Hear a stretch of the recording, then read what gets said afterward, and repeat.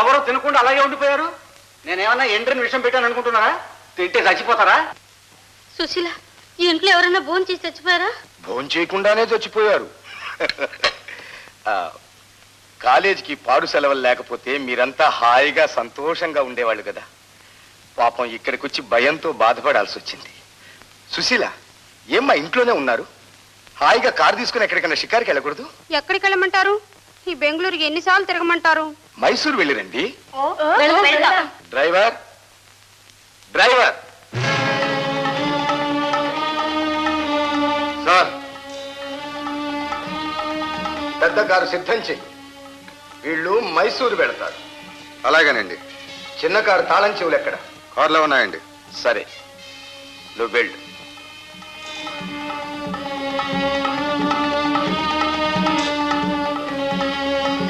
Driver అక్కర్లేదు బాబాయ్, car నేనే డ్రైవ్ చేసుకెళ్తాను. ఆల్ రైట్, జాగ్రత్తగా వెళ్ళిరండి. అలాగే. అరే టిఫిన్ టిఫిన్ అయ్యా.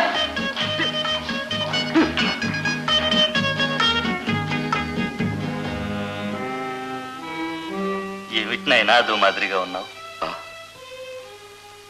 సుశీల డ్రైవర్ అక్కర్లేదనగాని మా పెద్దన్నయ్య జ్ఞాపకానికి వచ్చాడు. ఆయన కూడా డ్రైవర్ అక్కర్లేదని తానే స్వయంగా డ్రైవ్ చేసుకుంటూ మైసూరే వెళ్ళాడు. మైసూరుకు ముందు 9వ మైలు రాయి దగ్గర రాతి విగ్రహం ఉంది.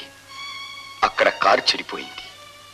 బానెట్ ఎత్తి ఎంజిన్ రిపేర్ చేస్తుండగా భయంకరమైన శబ్దంతో ఒక లారీ స్పీడ్గా వచ్చింది. స్పీడుగా వచ్చి మీ అన్నయ్యని ఢీకొన్నది. పాపం నడి రోడ్లో అక్కడే చనిపోయాడు కదూ.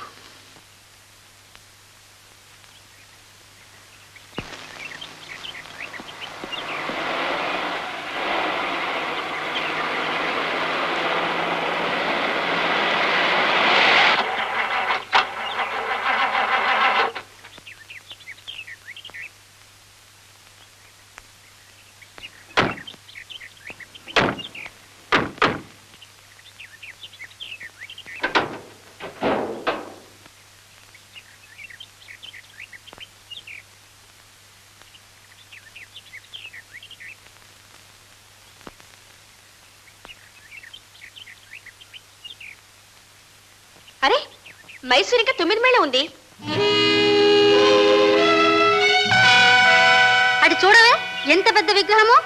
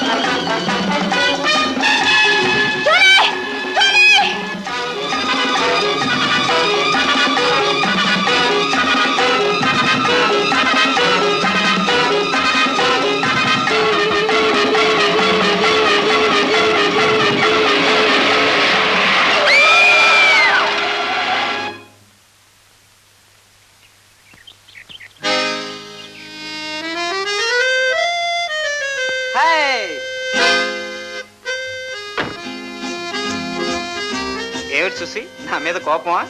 మీరు నాతో మాట్లాడద్దు. ఏమ్మా, ఏం జరిగింది? ఏమో తెలీదు, సడన్ గా కార్ ఆగిపోయింది. ఉండండి, నేను చూస్తాను. డ్రైవర్ చూస్తాడు, తమరు ఇలా దయచేయండి. పెట్రోల్ ట్యూబ్ బ్లాక్ అయింది, క్లీన్ చేయాలి. ఎంతసేపు పడుతుంది? 1 గంట పడుతుంది. గంట పడుతుందా? అయితే కార్ రెడీ కాగానే చెప్పు, మేము ఆ తోటలో ఉంటాం. అలాగే. తొందర ఏం లేదు, తాపీగా కానీ. సరే. మిస్టర్, మీ వైఫ్ రాలేదా? వైఫ్ వచ్చిందే, అదిగో ఆ లారీలో పడుకుంది. సుసి, సిస్టమ్ చూద్దాం పదవే. నేరాను, నువ్వు వెళ్ళు. రా సుసి.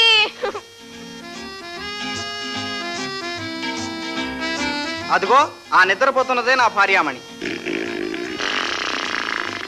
రోసీ, రోసీ డార్లింగ్, నీకోసం ఎవరొచ్చారో కళ్ళు తెరిచి చూడు.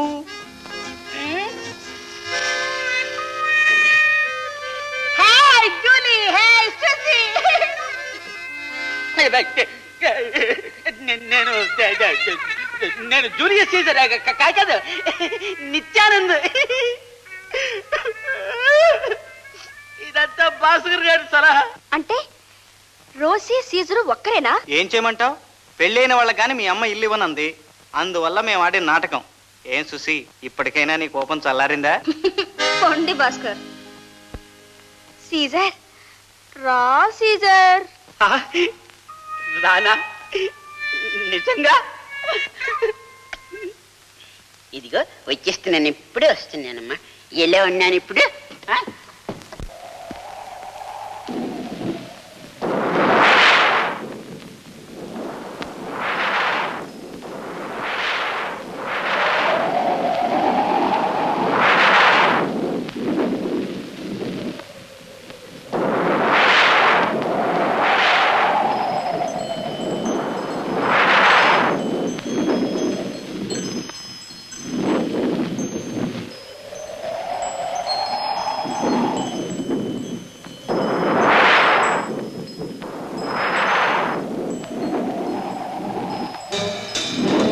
నాగన్నా,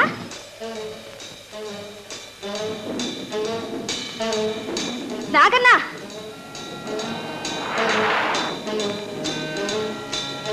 బాబాయ్,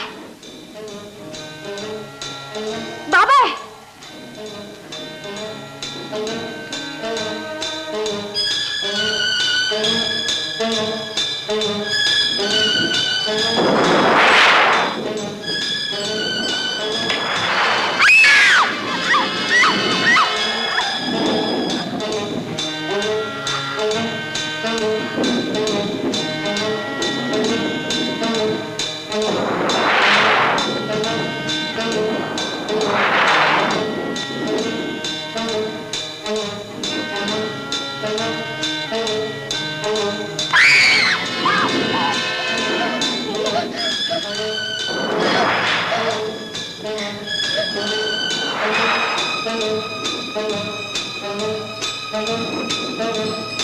సుశీల, ఇంట్లో ఎవరు కనబడటం లేదే.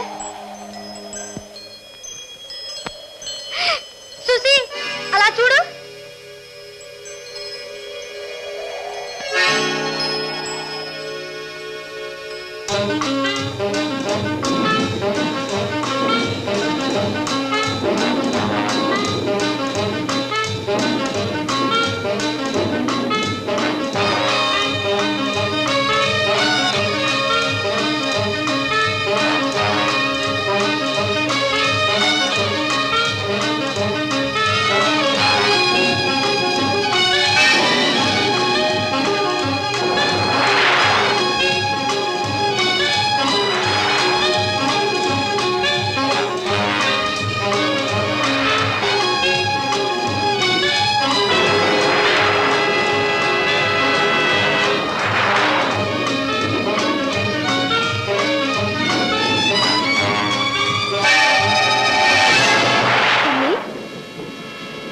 పిన్ని,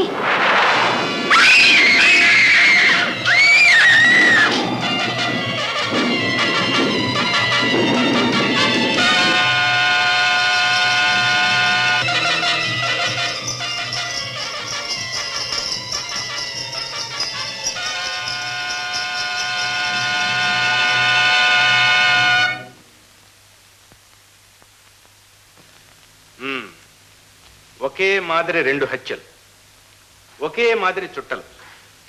పారిపోయినది ఒక స్త్రీ. చిక్కు సమస్య, చిత్రమైన సమస్య. స్త్రీకి చుట్టలకు ఏమిటి సంబంధం? సార్ అదేంటి సార్, మా అవ్వ ఆడదే, 89.5 years, చుట్ట జమ్మని తాగేది, నిప్పు నోట్లో పెట్టు. Get out please. ఒక ఆడది ఇన్ని హత్యలు చేసిందంటే నమ్మశక్యం కాకుండా ఉంది. కానీ పరిస్థితులను బట్టి చూస్తే నమ్మకుండా ఉండడానికి వీలు లేకుండానూ ఉంది. అసలు వ్యక్తి తన మీద అనుమానం రాకుండా ఉండడానికి తనకు నమ్మకమైన మరొక వ్యక్తిని వినియోగించి ఈ హత్యలు చేయిస్తున్నాడని నా నమ్మకం.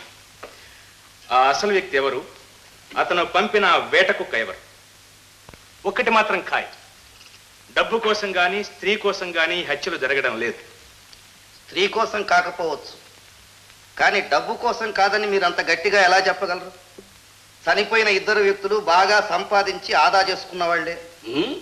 డబ్బు కొట్టేయాలంటే హత్యలు చెయ్యాలా? అవసరం ఉండొచ్చు, చేసి ఉండొచ్చు. మిస్టర్ చంద్రశేఖర్, మీకు ఎవరి మీదైనా అనుమానం ఉందా? ఉంది. ఎవరి మీద చెప్పండి. Hello inspector. హలో. మీకోసం వెళ్ళొస్తున్నాను. నా కోసం ఎక్కడికి? పోలీస్ స్టేషన్కి.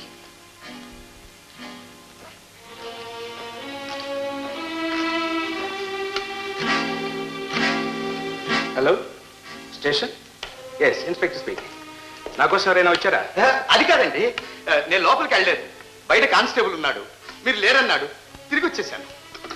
మిస్టర్ రాజశేఖర్, మీ నుంచి కొంత సమాచారం కావాలి. దయచేసి నిజం చెప్తారా? ఓ, నాకు తెలిసినంత వరకు తప్పకుండా చెప్తాను. మీకు ఈ కాలికి దెబ్బ ఎలా తగిలింది? అదే, క్రిందటి యుద్ధంలో దేశ రక్షణ కోసం మిలిటరీలో చేరాను. అప్పుడు ఒక గుండు నా కాలికి తగిలింది. ఓహో, అయితే మీరు ఎక్స్ మిలిటరీ అన్నమాట. అవునండి. అందుకే మీకు ఇంత ధైర్యం. ఏమన్నారు? అబ్బే, ఏం లేదు, మీరు ఈ కర్ర లేకుండా నడవగలరా అని. ఓ ఎస్. నడవండి.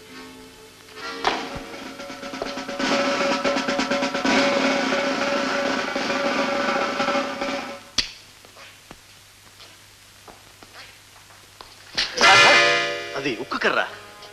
ఇది ఉక్కు కర్ర అని మీకు తెలుసా? తెలుసు. అయితే వీరిని గురించి మీకు అంతా తెలుసు, అవునా? అవును. సరే, ఇందాక మీకు ఎవరి మీదనో అనుమానం అని చెప్పారు. ఎవరిది? అదా,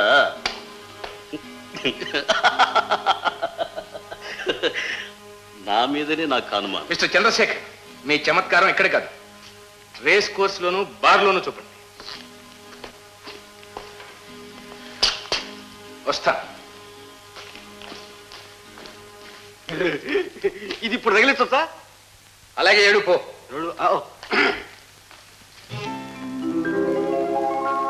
wish you happy new year to all. Same to you. చూసి, ఈ కొత్త సంవత్సరంలో నీ మనసుకు నచ్చిన మన్మధుణ్ణి పెళ్ళాడి హాయిగా 100 ఏళ్ళు వర్తిల్లాలి. 100 ఏళ్ళ నా బ్రతుకే దినదిన గండంగా ఉంది. అదిగో మళ్ళీ అదే మాట. నేనేం చెప్పాను? ఈ దిగుళ్ళన్నీ మర్చిపోవాలి. ఇవాళ కొత్త సంవత్సరం ప్రారంభం.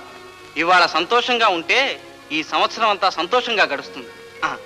ఇవాళ సాయంత్రం న్యూ ఇయర్ సందర్భంగా మా హోటల్లో పెద్ద పార్టీ జరుగుతుంది. దాంట్లో మీరంతా వచ్చి పాల్గొనాలి. రేపు గురించి మనకు దిగులు ఉండకూడదు. Today is happy new year. Happy new year.